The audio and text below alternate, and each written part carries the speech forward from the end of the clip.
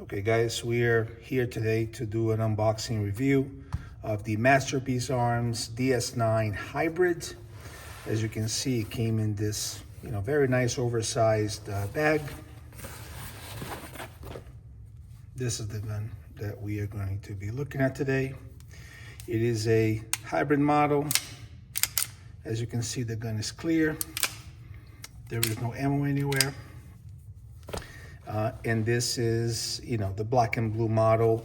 Very nice finish. I really like this guy. No front sight. Came with an RMR plate installed. Competition size magwell, which obviously we can change. Magazine release is threaded, so I'm going to be adding an extended one. Grip safety is pinned. Very ergonomic gun. Very nice gun overall. Setting it aside a little bit, we have here the bag. It came with 2 magazines. I opted for a 126 millimeter and a 141 millimeter, so I can try both. You can make fun of me. They are pinned to 10 rounds because I am in a restricted state. MPA gives you the option to order 2 126s or 2 141s. It's really up to you. They all have black base plates, and obviously you can buy more from MBX.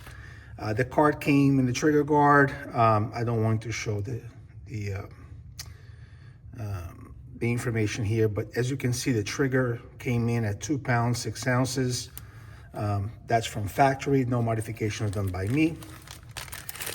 It came with a cool sticker. I like stickers. It came with screws for RMR.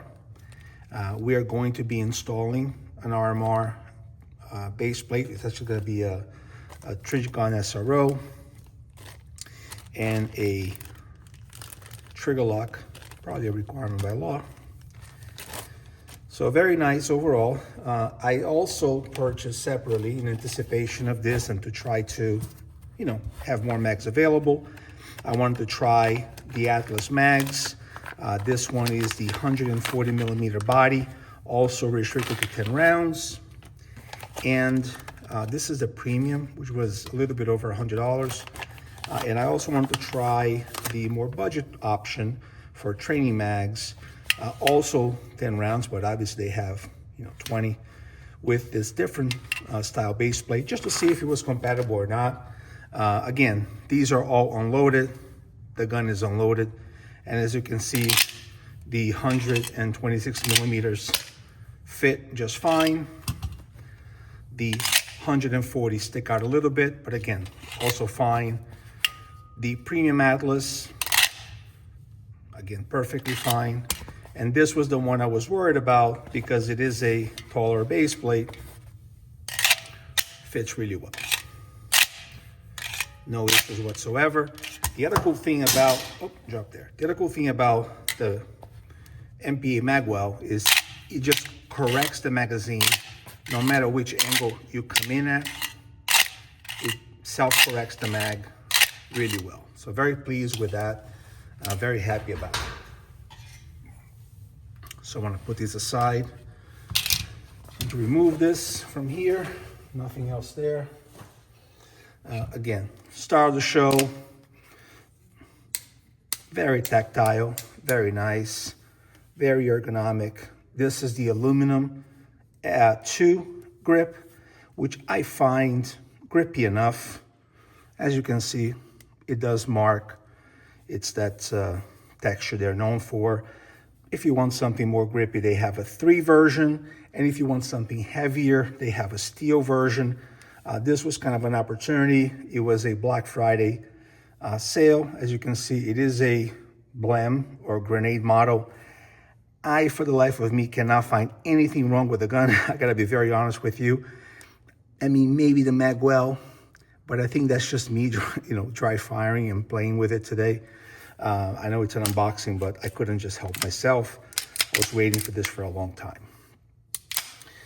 We're going to be mounting a Trigon SRO, and it is obviously a perfect fit.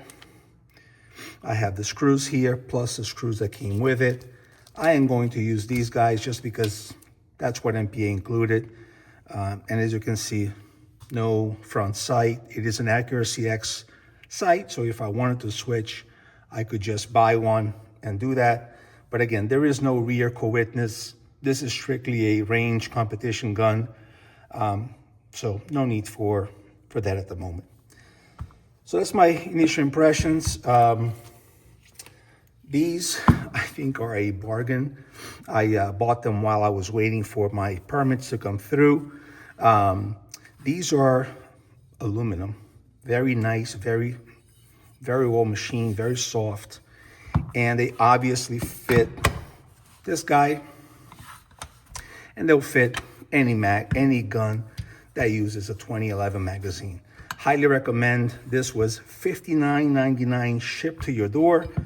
I kid you not. I mean, there are people buying and selling 3D printed magazine gun holders like this guy for about 20-25 bucks if you want the logos and all that. This is a cheap Glock one that I got a long time ago. It works, but it's nowhere near what this MPA pistol stand is. Highly recommend, 60 bucks. As far as the trigger pull, like I said, it says 2 pounds, 6 ounces. That is not what I think it is.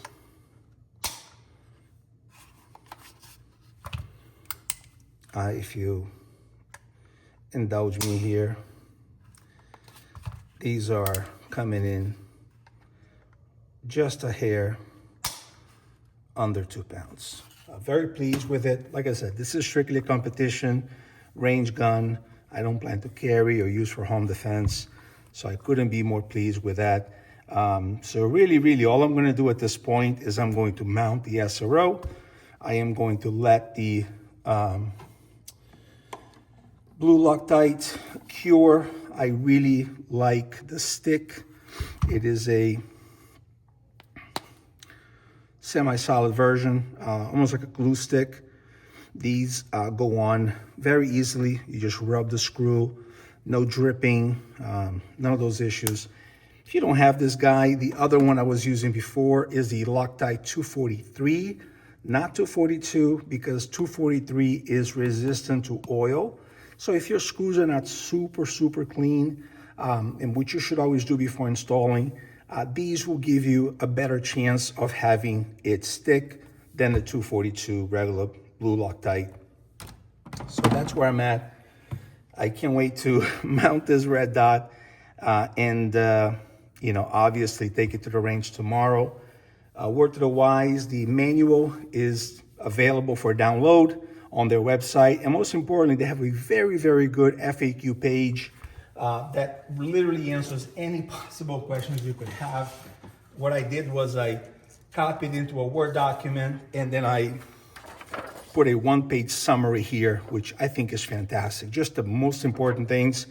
Right now, I'm really thinking I'm going to get an extended paddle so I don't have to break my grip. I have large hands, but again, it just doesn't reach it without breaking the grip. I think that's a very easy fix, and I'm looking at a couple of options. Hayes makes a really nice one, and I think that's the one I'm going to go with. So I'll be back with a range report hopefully very soon, and I really can't wait to shoot this guy. Very excited for it. Been waiting for a while. Thank you for watching.